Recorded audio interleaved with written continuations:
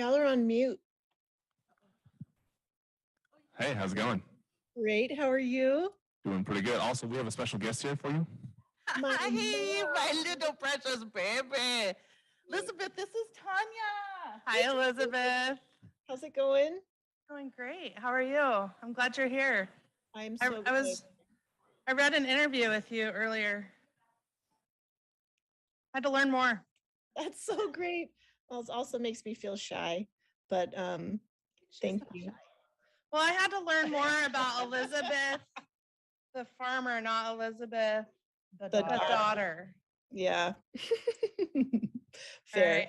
Well, I'll talk with you more in a moment. Okay, great. I'm going to steal you away for a second. So tell me about your presentation. Is there a PowerPoint or anything that you're going to share a screen, or are you just going to? No, I'm just, I think my mom's gonna, or Francisco or Longoria are gonna be doing the clicking, right, Mom? Yeah, I'll do the clicking, then it's you and me. Longoria and Francisco are gonna begin. I'm gonna jump in for a minute, but we won't start until our slideshow starts. But you don't need me to share my screen for that, right? Yeah, okay. No, Okay. just me. We don't have a slide answer, but the 2 arrows on the keyboard. That's just totally my style. Okay. Yeah, I think that's all I need. And if I have any questions, I'll circle back to you, okay? Thank you. Thank you. Stay classy. I'll try.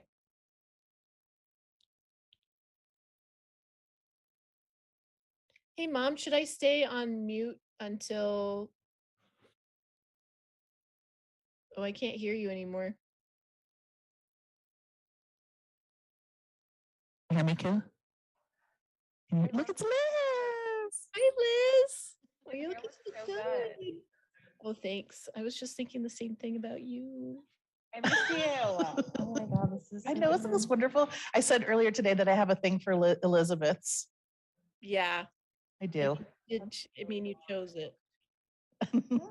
Hey, Mom, what's going on? Like, where am I? Well, right now you are in La Grande, Oregon, and there's one person here who's joined us early, which is awesome. What was your name again? Jamie Baker is here. And you want to introduce yourself to Elizabeth? Hello, my name is Devon Danaski, and I'm a crazy wild dude. In fact, you actually might see my name in this list somewhere, because I'm on here twice for some reason. Is that you playing the guitar? Yes. That's very cool. That is my baby. Her name is Eve, and I've played her 10 years now in June. Wow, that's very cool. Is Eve a Fender? Does she identify as a Fender? No. Oh. Eve is an Ibanez Jim because Steve I is my second dad. Nice. I'm missing something here. Is this a child? What? No, my guitar in my picture. Oh, it's like I have not heard of a child talked like this before. That's awesome. Oh my gosh.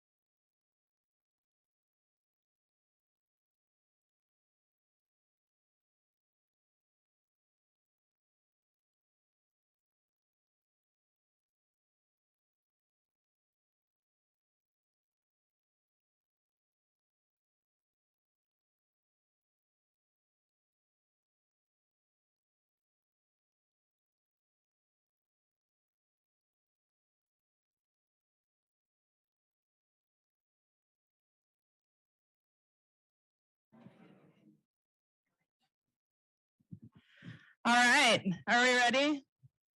Yes, okay. Well, good evening, everyone. Thank you for being here on a Thursday night where we've had all 4 seasons in one day in LeGrand.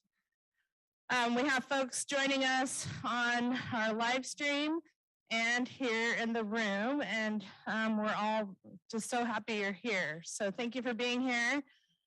My name is Tanya Lubis, and I am the director for the Center for Culturally Responsive Practices here at Eastern Oregon University. And we are hosting our 2022 in-person Center for Culturally Responsive Practices Professional Development Series. We have some distinguished guests joining us here and one zooming in. And I'll introduce you to our friends momentarily. But first, I just wanted to share a bit about the center. We have been here for 8 years now, so it's very exciting for us and been doing this work. Had some amazing guests, but a few years ago, we were able to form a partnership with our friends and now sister school, unofficially, at Western Washington University in Bellingham, Washington, and we've had them here 5 times to do professional development for us, which is really important in this work because it's a continuum, not a one-shot deal. So with that in mind, this particular series is brought to you in part by funding from the Oregon Equity Advisory Council and our Educational Advancement Council, actually. I said it incorrectly, but I like Equity Advisory better. And the Meyer Memorial Trust. So we have grant funding through them. Tonight we're going to learn about the question of identities and what that means, and through the lens of creating a home in schools. And before we do that, we're going to acknowledge the land we're on. We humbly acknowledge the first peoples of this land Eastern Oregon University is upon. The Cayuse, Umatilla, Walla Walla, and Nez Perce people. We celebrate their traditions, languages, and stories.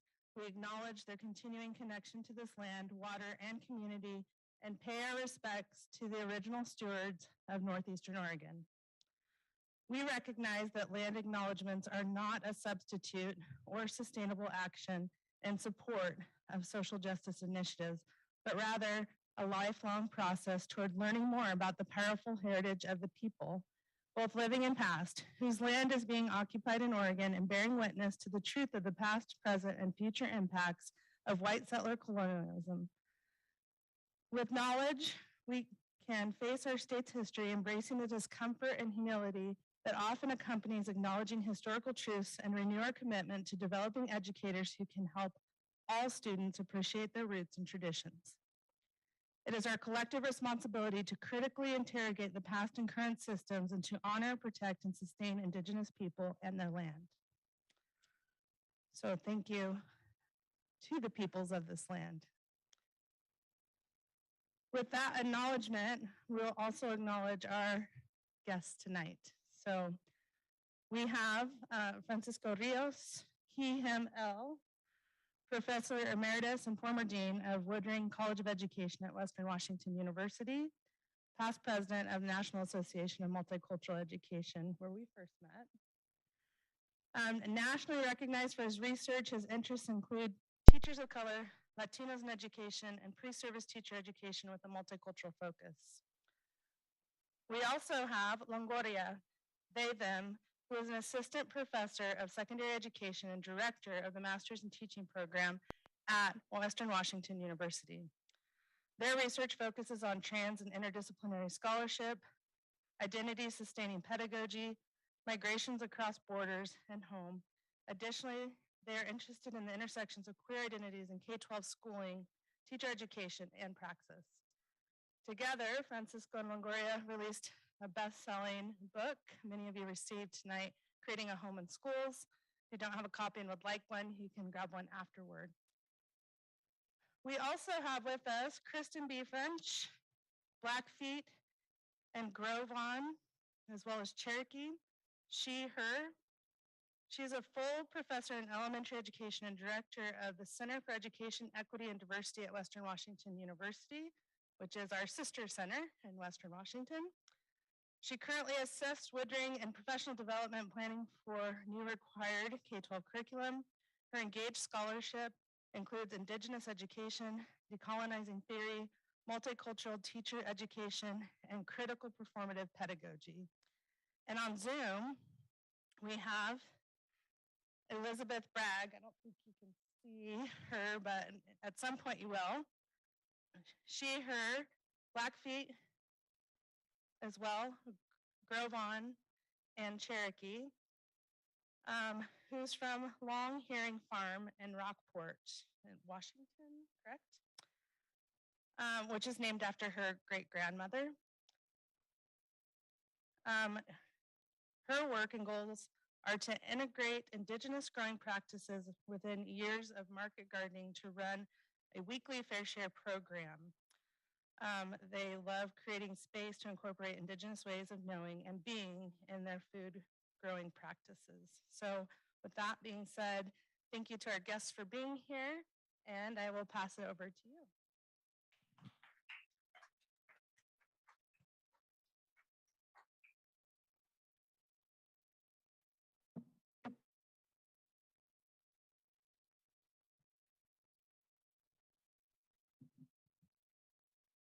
Well, first of all, I just want to offer our greatest thanks for the opportunity to be here with you all this evening. We want to start this. Good afternoon. We want to take a moment to thank the organizers of the session, but especially want to thank Tanya and KRISTEN and RIOS, who are not only colleagues and friends, but co-conspirators in the important work in which we're engaged in. They inspire us with their engaged efforts to pursue equity and justice for and through Eastern Oregon University. We've been, and I appreciate the fact that this is our 5th time working here around professional development work in an attempt to really advance a continuing conversation that we've had over the last several years with our friends and colleagues at the Center for Culturally Responsive Practices, to assure the health and well-being of all who come to our nation, all who come to our communities, and all who come to our schools and universities. These conversations are, they matter, they make a difference, especially when they are aimed at institutional transformation generally, and how we engage with each other in classrooms more specifically. These 3 sessions that we've been engaged in over the next 2 days, well, earlier today, this one, and then tomorrow, seek to deepen our understanding around asset-based, identity-sustaining teaching and learning.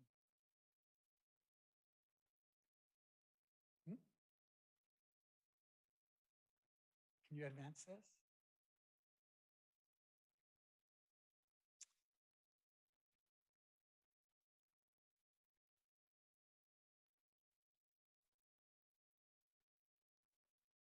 There you go. We recognize that we all come from a place, and so to begin, we want to let you know that we are bringing you peace from Mount Baker and the majestic Cascade Range. With their jagged rocky peaks and incredible mountain vistas, wildflowers bursting in spring, the renewal of life, which remind us, if we listen, to always walk in beauty. We bring you peace from the coast, from the Salish Sea, home of the Coast Salish peoples, and the renewing abundance of water, where water is life. Life-giving water that nourishes us with its rich diversity of sea life, and which reminds us, if we listen, to always walk in wonder. As we mentioned, this is the 5th time that we've been doing professional development work with our sibling center here at Eastern. We were here in 2016 looking at how we can cultivate critical practices, principles of practice around culturally responsive pedagogy. In 2017, we came focusing on creating inclusive environments for culturally and linguistically diverse learners. In 2019, we focused on reimagining culturally sustaining pedagogy, specifically focusing on equity conscious leadership, land, and the pursuit of educational justice. Last year was a Zoom session, and we focused there on leading, learning, and living for equity and justice and the emerging practice of thrive-ins. And this year, the broad focus of the work is on creating a home in schools, taken in part from the title of our book that Longoria and I authored.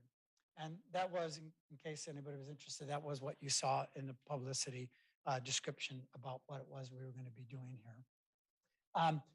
Specifically, we were focusing on earlier creating and affirming classrooms, but this session is really going to focus on the sustaining identities piece of this work.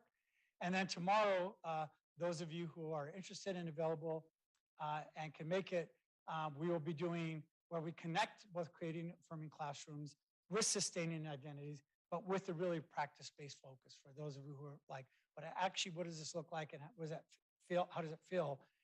That's the session that we're going to be doing tomorrow.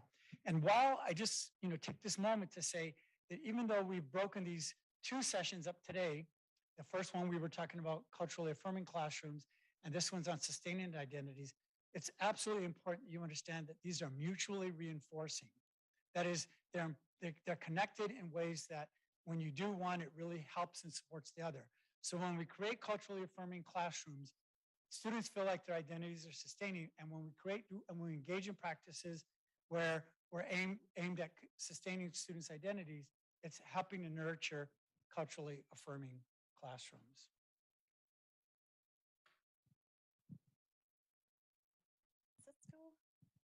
Hello, everyone. It's so good to be here. I want to take a moment for us to really think about what it means to sustain our identities. And we did some really great work this morning or this afternoon, really thinking about the community cultural wealth that we all experience and bring, and then really grappling also with what some of those cultural community wealth aspects might also be dominant aspects that we need to unpack. But tonight, we're going to focus in on this opportunity to sustain our identities. And so I'm really fortunate to be here tonight with my daughter, Elizabeth. And so she's on Zoom. She's going to join us here shortly, and we're going to talk about what it looks like for us to sustain identities while cultivating relationships with land. But for right now, I just want you to sit with this beautiful quote, because I'm going to ask you in a moment to do some reflection yourself. So I'm in the process of my own learning, and it is not my goal to arrive at a final resolution. Rather, I'm in continual discovery. Identity and self are multiple and continually remade, reconstructed, reconstituted, and renewed in each new context and situation. We spent a lot of time, the three of us and also Liz, talking about how to come here again. And I see so many friendly faces. So I feel like and there's several new faces here too that I'm just so happy to get to know. But we really wanted to kind of really delve deeply into Longoria and Francisco's book, Creating a Home in Schools. And so the central tenet is that given all of our identity dimensions, we have the right to self-determination, the right to be who we are, and to define maybe, and make visible any and all of our identities as we so choose. So this comes, actually, what page is this on? This is follow along in your books. So we're going to ask you to wonder, either on your own if you feel comfortable doing that, but if you feel brave, to also wonder together. So maybe in either partnerships or in groups of three, whatever feels comfortable with you. What are examples from your own school experiences where you felt your identities were invited into the classroom? And if you were here earlier today, Liz and I had this wonderful opportunity. Liz Kelly over here, woo, Liz Kelly. Liz presented earlier today, and we talked about some of these aspects of where our own schooling experiences our identities were invited into the classroom, but also how did that experience make you feel? And how did the teacher model this? So let's just take a couple minutes for you to partner up if you're feeling brave, or if you're going to do this on your own, get a pencil and paper and do some deep self-reflection, about 3 minutes.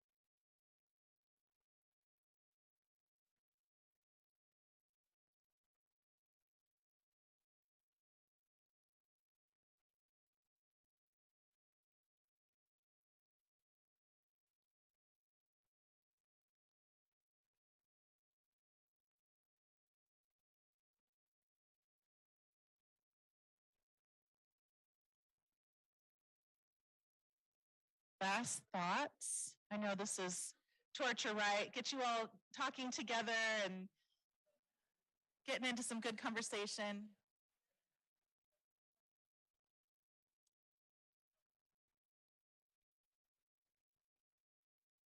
Thank you. So if someone would be willing to share an example when your own school experience where you felt your identities were invited into the classroom. And it's also okay if you haven't had experiences where your identities were welcomed into the classroom too. But let's hear it. Yes.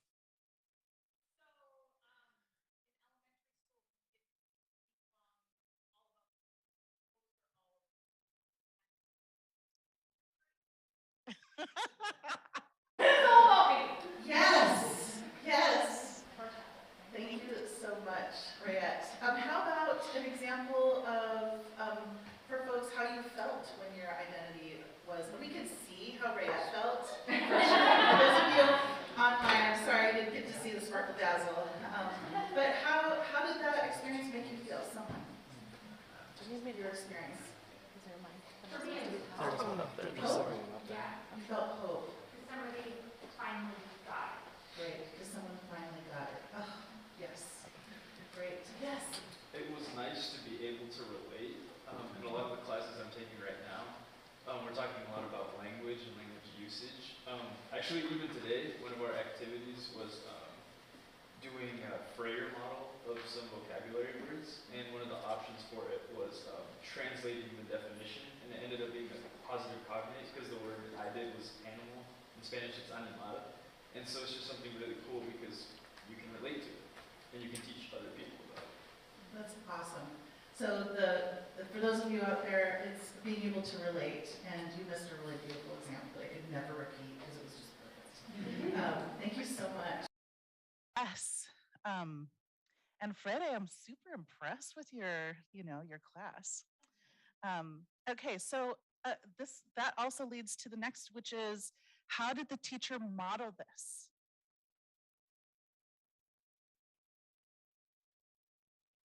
Yes. My 4th and 5th grade teacher got down on the floor on pillows and read during our reading time. And so it just suggested that that's what we do. And he did it with us. Awesome. So the teacher got down on the floor and was at the eye level and the connection level with the children. Thank you. Beautiful. Okay, hold all this, because we're going to be talking a little bit more about how to sustain identities through identity development, and passing this to LONGORIA. Be ready to be sparkle dazzled. Hi, everyone. So we want to talk a little bit now about identities and what we sort of mean by identities in the context of sustaining them. So we all have various identities. So using some of Ray's framework, we might think of, usually when we think of identity, those sort of larger sociological, macro level identities, the kinds of things we would sometimes see on a census, or that we sometimes see in those school registration forms, right? Usually they are racial, ethnic identities. We also have broader things, right? Our gender. Sometimes, and I don't think that they're necessarily trivial, but we have other identities, being an adoptee, being an only child. We also have religious identities. But what makes you, you, sometimes is at a more micro level. So just on your own personal level. We also sometimes have a meso level, a kind of context. And this is where, borrowing from Ray, thinking about social location. So you have all of those different identities. And sometimes, I think in some more popular conceptions, we think of that as just our intersectional identity, sometimes just sort of rattling off. Oh, I'm talking about things that aren't on the slide. So if you're like, LONGORIA, you're not talking about the slide. I'm doing what's called riffing. And I'm riffing on this to add to. I'm sure you've heard of like intersectionality, right? And I'm not necessarily invoking that sort of armchair intersectionality where you try to eschew critical looks at your identity by invoking other identities that you experience marginalization. But really, what is the social location of some of those compounding identities? For example, you have multiple identities, but some of those have power and privilege here at Eastern, and some of them don't. Some have power and privilege in this very room, and some don't. But then when you're at the Safeway, you have other identities that give you power and privilege. And then when you're in line for the Dutch Bros, you have, is it Dutch Bros or Dutch Brothers? This is, okay, so it is Dutch Bros. Okay, so there's a whole, like, anyway, I won't go down that rabbit hole.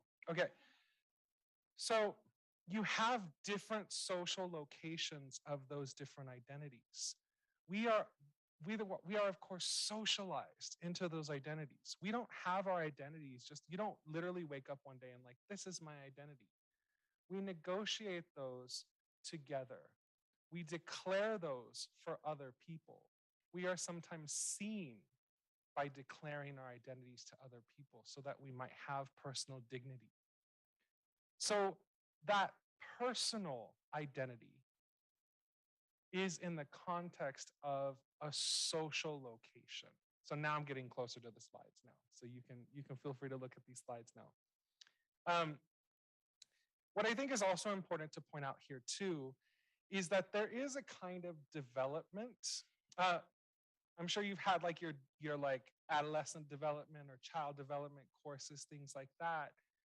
But these kinds of developments for your identity can be highly contextual.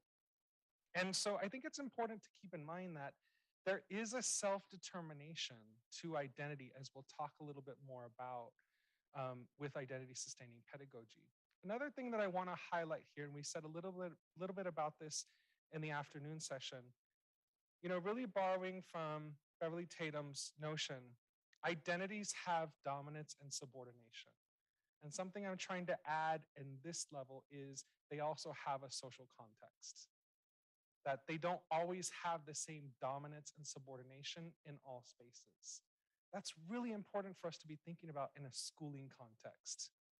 We need to know, what are the demographics of that school? What's the history of that place? What is the history of the land upon which that school sits? What are the ancestral histories of people? Because then we are truly understanding the issues of dominance and subordination. And that's an important context for identity that I think we should be paying attention to. So identity is also defined by culture.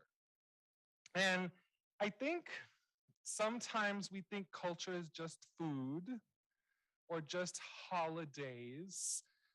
Sometimes I think we also erroneously believe that culture is just something that people of color experience or people of historically underrepresented identities experience, but we all have culture. Somebody tell me, what do you all do when someone in your family dies? That's dark. Lots of food, right? What else do we do? We tell stories. How do we do that? How do we tell stories?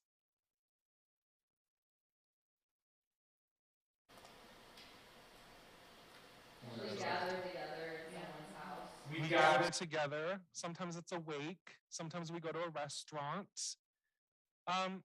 What are some taboo things that we do or that we're not supposed to do when people die?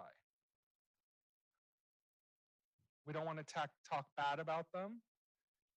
In my Cantonese culture, we actually stopped speaking about people who have passed. That's normal.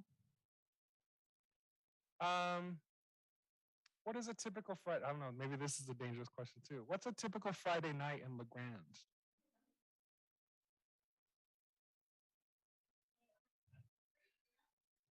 Okay, so for the people on Zoom, the answer was we do homework. Right. Wait, we go to what? Okay. I don't feel safe repeating what it's called. Okay, and here's the last one. Okay, so, and there were snorts among the audience. I just want to point that out too. Okay, what do we do at weddings?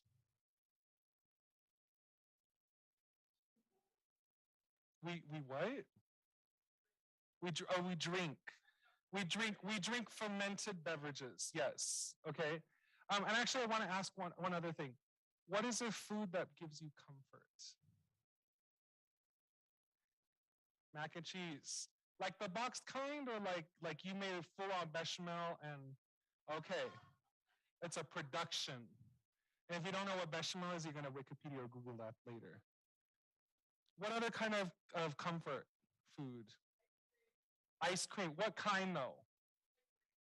Yeah, like the Safeway brand or? Okay, Tilla, that's bougie. Oh yeah, what flavor?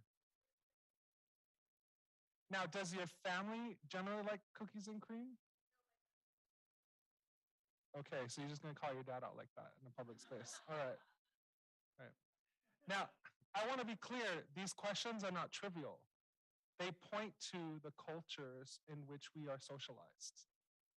And I want to be clear, everyone here has a culture. We are all socialized into what do we do when people gather? What do we do on a typical Friday night? Cultural food is not just what shows up at a cultural night. It's not tacos, it's not kimchi, or it's not just those things. It's also boxed mac and cheese. It is okay. Yeah, in their opinion, unpopular opinion. It's also takis. It is, I mean, for us, do y'all have a Rite Aid here? Okay, so like in California, I don't know if they do it here, but like they serve ice cream and it's terrible. It's literally just like food coloring, water, artificial milk product, and high fructose corn syrup. But it's so delicious because poverty is delicious. And so like as a kid, I would always go to, we call it Thrifties on it, turn it to Rite Aid, but it would be scooped in this with a cylindrical scoop, right? Some of y'all remember that. And like for me, like that's ice cream. That's family, but that's also culture. And so sometimes when we go down this, I think, dangerous line of thinking that culture is just something that people that experience marginalization experience. No, we all have a culture. And it's so important for us to see that that informs our identity. How you feel about food, about holidays, about gatherings of people, that also creates your identity. And the self-determination that we all have is that we all deserve to remain that, to remain who we are, to sustain those identities. So you see little bullet point 3, I'm riffing on this idea that culture is critical to a person's identity. And in the schooling context, in each classroom, every child walks in with an identity that is negotiated from a socialization process. That every child has a right to sustain their identity. Now, what Francisco and I wrote about too is that actually every Black, Indigenous, and teacher of color deserves to sustain their identity. And we happen to theorize that they can actually do that through their own teaching. And we got a cute slide that we're going to talk about it a little bit later too. It's so important for all of us, and it is the work of all of us, to find out how others feel food as comfort or what you do when you gather. It's all of our job to find out what other people's cultural context is. That's the work of teaching. When we say cute things like get to know your students, it's on that level. Because that also means, like we talked a little bit about in the afternoon session, you can look up the afternoon session to check it out too if you missed it. It also means that that's how we draw on people's funds of knowledge. That we're all scientific thinkers. That we all think about mathematics, but in our own cultural ways. But the dominant culture, schooling, because schooling is an arm of the dominant culture, schooling defines official knowledge. But we all engage in things like laws of thermodynamics and calculus. Okay, I'm rambling though. We should move on. And this is Francisco. Thank you. So, there's a lot of things we can say here about identities. We did talk about the fact that they're both personal and social. We talked about the fact that there are dominant identity positions and then subordinated dominant positions, identity positions. But a really key idea is that first one up there, that who you are in terms of your social identity has a profound impact on the kind of experience you have in our country, right? So it's not simply that I'm Latino or that, male or, professor or whatever identity that I want to call in. The fact is some of my identities are a basis for social injustice, for being treated and oppressive and in ways that are uncomfortable and oftentimes disaffirming, all right? So these identities are important, but because social injustice uses those social identity markers to make determinations about who is in positions of power and who's in positions of subordination. The other really important slide, bullet point here is this very last one. That is that we teach from and within our identities, and our students learn from and within their identities. So it's not like, oh, I'm in the classroom, my identities, I left it outside, right? Either as a teacher or a student. I bring who I am. I bring my identities into the classroom. I have no other way to do that because these are fundamental to who I am. So how I learn, how I teach, how I think about evaluation, how I think about what should be happening in the classroom is all part and parcel of my larger social identities. And I think I want to just say this. This is a fantastic quote. I really love Cummins' work. He does amazing, amazing work. His book on multicultural, on bilingual and second language acquisition is called, not bilingual and second language acquisition, it's called Negotiating Identities. That was the title of the book.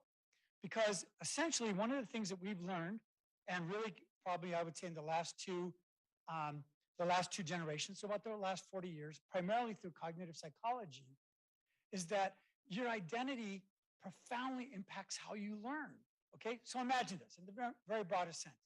If you see yourself as a smart person and you're in a classroom, you're going to learn, you're going to try harder, you're going to think that you're capable of doing it. You can If you experience a setback, you can go forward and move through it because you believe you're a smart person, right?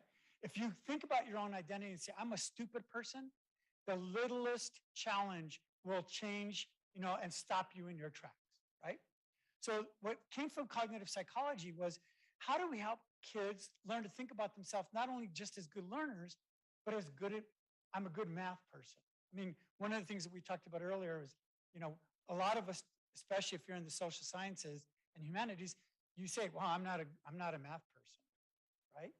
Well, that by itself is going to stop you from really engaging in math work, right? Because it's not who you see as you are. If you say, I'm a good reader, I'm a good writer, you're going to engage in those activities in a much more positive and productive way. So I'm trying to point out here that how you see your identity as a learner is profoundly impacts the way that you engage in the classroom. And specifically thinking about language learning, right? If you say, I'm a good language learner, I'm a good English speaker, I'm a good Spanish speaker, that by itself is half the task of coming into and being a good learner, because you see yourself a very fundamental way as being good at a task because that's who you are, right? And so really what this quote here says, and it's just really beautiful by Cummins and his colleagues, issues related to identity negotiation, investment, and affirmation are directly related to patterns of achievement and underachievement among social groups. You can read the rest of that. It's this notion that, our identities are fundamental to how we learn and how we engage in classrooms. So the last sentence, responses to underachievement that fail to address the causal role of identity devaluation, that is when you don't feel you're a smart person, when you don't feel like you're a worthy person, when you don't feel like you're a good math person or science person or a good reader, a good writer, when we don't adjust that, and it's historical and current patterns of coercive power relations, because as Dr. Longoria mentioned, there are power relations that are at work here, there is just a greater likelihood that you're not going to be successful in schools. Okay, really powerful and really key idea. Now, we were talking in the earlier session about funds of knowledge, but, Luis Moll and his colleagues have done some amazing work, and really we focused a lot on funds of knowledge. We're not going to repeat that, but what Moll and Esteban Guiart have taken an extension is to talk about not just funds of knowledge, but funds of identity. All right, if we can think about that your identity is either a resource or it's not in terms of whether it's valued in the classroom. And they defined funds of identity as those historically accumulated, culturally developed, remember that connection between culture, and socially distributed, that is, it's distributed among your group, resources that are essential for how you define yourself, how you express yourself, and how you understand. And it's really important to recognize that it's not just this as a fund of identity, how you see yourself, but it fosters the kind of self-expression and self-reflection that is really important and responsive in classroom settings. And we end with, and then I'll turn it over, I think I get to turn it over to Longoria. When students are identities, and again, really key ideas here, when students' identities are at the core of instruction, prior knowledge and lived experiences are all connected to academic knowledge. So in tying all of this together, Francisco and I really wanted to make sure that identity sustaining pedagogy didn't just sort of live as an abstract idea, but in really encouraging BITALKs to remain who they are through their very teaching. Francisco and I wanted to develop some 4 core actions, and you can see these in the book, and we discussed them a bit more. What I want to highlight here, because KRISTEN's going to give us a little spin on this, what I want to highlight here is that these 4 core actions are not linear. They are iterative. They can be in tandem with each other. But we wanted to give a kind of guide for a kind of menu of options that BITALKs could do to sustain themselves within the profession. None of these are too great or too small. We just want to point out that probably one of the most difficult and something that I think I really challenge BITALKs to confront and also for their allies to also help support is this idea of normalizing pushback on themselves, but also to expect that there will be pushback to remain fully who you are within schooling. KRISTEN. Thank you. I'm so grateful to have community and colleagues. As you can imagine, I have these two beautiful people in my life, which is such a gift. And in our, thinking deeply about the text, we had these. In some ways, I wish you all could have been in all of our conversations, in our gratitude and excitement to come and be with you tonight. And in one of those conversations, I was like, oh, this, I can definitely place this into, Amskapi Pikani, Blackfeet kind of framework. And so in this first corner here where it says resisting identity silence, I have an example of Blackfeet Community College recently did, because of COVID and they had some CARES resources, they were able to create some online courses that any person could take, whether they were on the reservation or outside of the reservation, which is really great because I live in Bellingham, Washington, which is a little far from Browning, Montana. And the course was called, and I had to make sure Elizabeth's on there, she's gonna keep me honest, Nituyis, which it means real home. So the last course we took, and the title of this is Creating a Learning Nituyis, or a Real Home. And so this course talked about the importance of not only the lodge, which is, most folks would think of that as a teepee, but also all of the identity pieces that go along with that. So for resisting identity silence, having a course taught for community at Blackfeet Community College was just so powerful. And in the next quadrant is active identity inclusion. And so out there is really great Blackfeet curriculum, or in Blackfoot Confederacy. For those of you who don't know, the Blackfoot Confederacy consists of the Siksika in Alberta, the Kaina in Alberta, the Piikani, and then the border crossed us, and we're the Amskapi Piikani, which is in northwestern Montana, but we're all part of the Blackfoot Confederacy. And so on this side is a really exciting curriculum called Four Directions Teaching, which is out of Canada, and it's a learning resource for Indigenous knowledge and philosophy that teachers can use. And it's the Dr. Reg Crowshoe and Jeff Crow Eagle put together this curriculum that also takes the teepee or the lodge and really breaks down the important aspects of it, including that our homes are, which comes back to creating homes in schools, our homes are connected to our traditions and our way of life. And the circular structure of the teepee is deeply connected to many things, including how things are gifted or transferred. And also teepees are where ceremonies take place. We learn about governance in these spaces, and everyone has a place and a role within the lodge. And so I want to go down right below to normalizing pushback, which I think is really important. And it's hard for you to see this, but if you can check out Natives, NTVS, and it is these two young Native guys who created this incredible business where they sell t-shirts. And this image is of two teepees and an at from Star Wars behind it. And this t-shirt, oh yeah, and this t-shirt is called Rebel Alliance. So as you can imagine, we have been pushing back on settler colonialism for 500 years. And so this is a great contemporary way.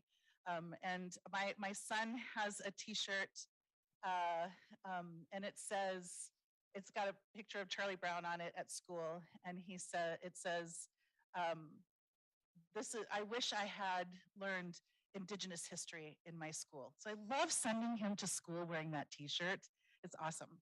So I guess that's normalizing pushback and reclaiming. And so I think it leads beautifully to this last picture, which is a picture of me and my son Charlie and Elizabeth, who's on right now with us. And we are standing in front of the teepee that's in our backyard in Bellingham, Washington. And we have just harvested tobacco from our healing garden. So that is us empowering each other's identities. And so we wanted to explore further with you what it looks like for us to cultivate Indigenous identities on Long Herring Farm. And so I'd like to welcome Elizabeth Bragg, and she is going to start us off with our first slide, which is right here. Mom, I'll just start in the, can you hear me? Great. Can Yeah. you all see? Oh, there's Elizabeth. Hi, Elizabeth. Okay. Welcome. Nistu nitaniku Elizabeth Key Kristen, Nixista Anista Kristen French, who has been teaching everybody, and Nim Dodo Amskapi Pikani Anin Eastern Band Cherokee and Napikoan, Ni Nitsitopi, Darrington, Washington, and Bellingham, Washington. Thank you, Elizabeth. We wanted to also, in Elizabeth's introduction, she introduced, she said, welcome, and she said, thank you, my friends and relatives, and introduced us, and also introduced where we live and where we come from. But I also wanted to just identify that we identify ourselves as white Indigenous, and I think that's really important because we have white privilege because my father is white, and it's also in solidarity with our Black Indigenous siblings who often don't get to just identify as Indigenous. They have to be hyphenated. So it's really important to us and connected deeply to the Thrivance work of Andrew Jolivet to be in solidarity as a co-conspirator with Black Indigenous colleagues who are expected to hyphenate. So with that, I'm going to go to the next slide. It's so good to have you here, Elizabeth. Elizabeth is my timekeeper too. So she will, if you see her, she's an Aries. And so she'll give me the look. You know, maybe you'll have to do this, Elizabeth. Oh, there you go, I got it. Okay, so our first slide's really important because this really grounds our Indigenous identity in our ancestors and in the cultural community cultural wealth. It talked about ancestral wealth, and we're talking about that now, particularly with my mom, who's here in the center, and Elizabeth's grandma, and all the grandmothers who have come before us, who have been born and raised in the Blackfoot Confederacy since time immemorial. I was the first in all the generations to not be born in that territory. And Elizabeth and I both feel really strongly that we have a responsibility to hold on to our ancestral knowledge and heritage, sustaining our identities. And we'd love to tell you more about all these beautiful people, but just to know that they're with us here tonight when we're talking with you. Elizabeth. As my mom mentioned, the responsibility of being connected to the grandmas who came before us is also to participate in community in that ancestral homeland. And so our identities are rooted in culture and Blackfoot ways of knowing and being. You can see here in these pictures images of my mom and myself at the Kaina Ecosystem Protection Agency conferences. There was one in the closed season and one in the open season. And it's important to understand that the land and our more than human relatives are integral to identity, community, and culture. Thank you, Elizabeth. And we also wanted to say that our Indigenous identities have theories and practices as well. And so we titled this Seeds and Beads, that we're cultivating theories of Indigenous and land-based learning. So we're not going to go into great detail, but we'd be happy to take any questions or talk about these with you. But we wanted to say that these represent Indigenous knowledge systems, relationality, relational accountability. We would be amiss to say that we weren't deeply committed and invested in Black feminism and anti-settler colonial and decolonizing frameworks and Indigenous land-based learning and land conceptualizations. We also are huge fans. So for those of you who were here last year, you heard me talk about Rosalind Lapierre, who's a Blackfeet scholar at the University of Montana. And so we really respect and honor these teachings. And this image in the middle is one of our NASU students who you'll meet here shortly, Ellie Bravo, who created this beautiful beaded medallion for Elizabeth. And it's a plant emoji. It's just amazing. All right, take it away, Elizabeth.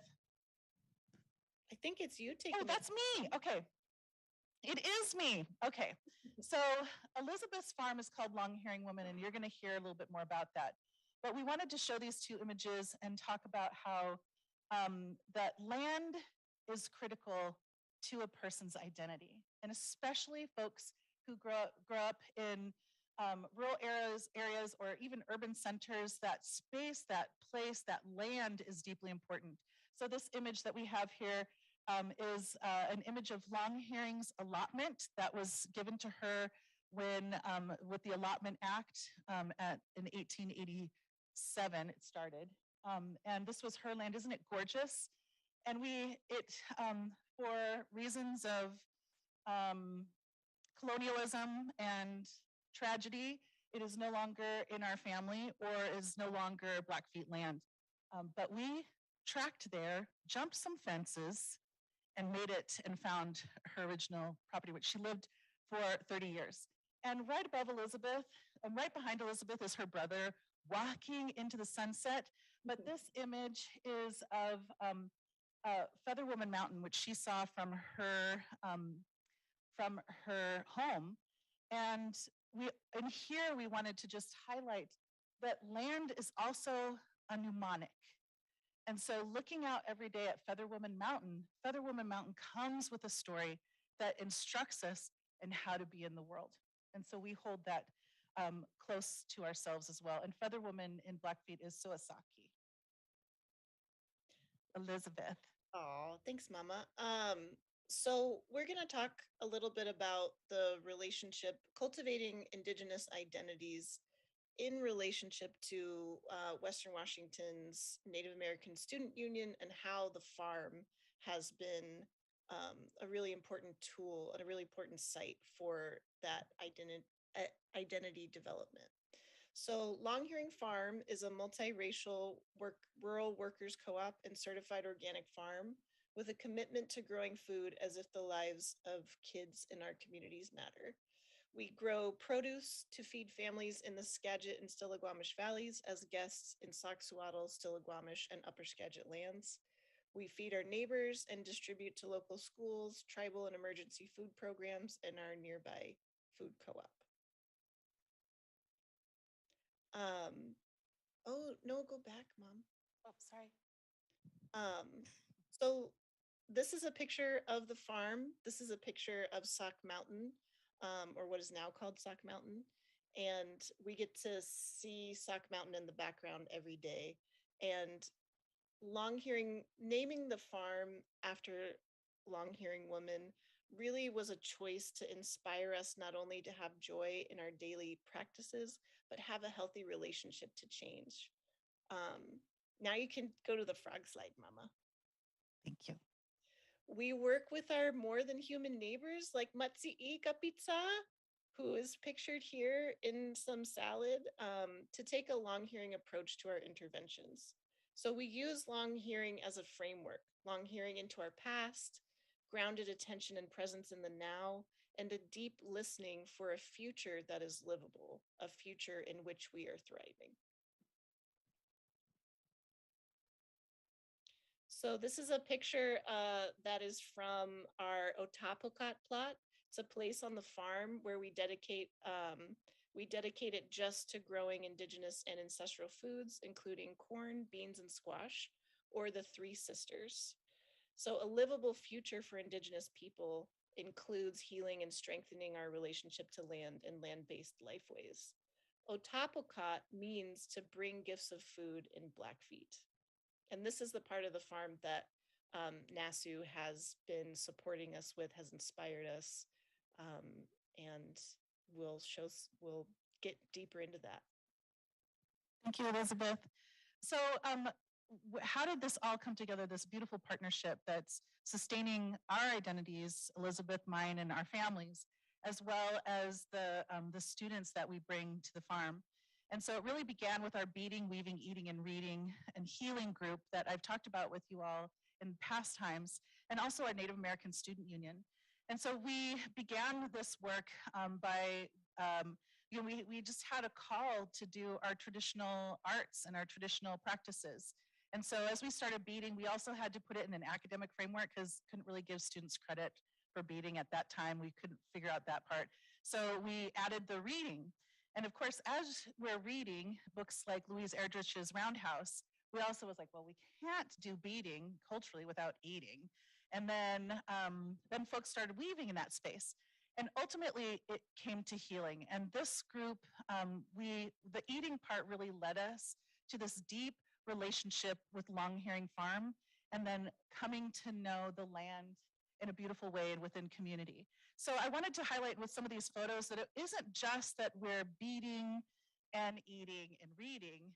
It really leads to larger work that also sustains our identities, whether we're going to the National Indian Education Association conference and presenting on what we're doing, or our beautiful folks in Elizabeth is, you can see Liz right behind the corner of Elizabeth. Liz is there at Lummi Nation when we went to the high school to really connect with Native students there. And above that, we have Gray and Sienna and Dev, who are going to Washington and Olympia to give, oh gosh, what's the word for that? To give, they went, Elizabeth, what was it? Testimony. Testimonial. Okay, they're testifying in front of the legislature to make sure that Native students across the state could wear regalia when they graduated. And then, so these are some pictures of NASU at the farm. You can see that right now we're harvesting. There's a lot of joy. There was a lot of laughing. There was a lot of learning. We are in a lot of these pictures. We are in the Otapokot plot. And, I'm really honored to be a part of this presentation with these esteemed scholars and practitioners of education. It's really special. And one of the things that I really drew from listening and being a part of it is that the profound connection to who you are culturally impacts you personally, and it's all about the relationship. And you can see that this is when you're harvesting dry beans right from the land next to your friends, next to your colleagues, there's just something really magical that happens. And we talk about this land-based work being transformational, being irresistible, being so powerful. So I think that's good for harvesting. so because we're a little short on time, we want to just remind you to go back to that quote that we began with about processing our own learning, that there's no final destination, that we are remade and reconstructed and reconstituted and renewed in each context and situation. So I wanted to show here that we came back from the farm and after harvesting all these beautiful things, and then we had to process this, right, on multiple levels. And so, of course, we made salsa verde. Look at these beautiful vegetables and these beautiful people. And but Elizabeth and I were talking about how you never make the same salsa verde twice, right? So you never are having the same experience twice because some condition is a little bit different. So the context really matters. Elizabeth.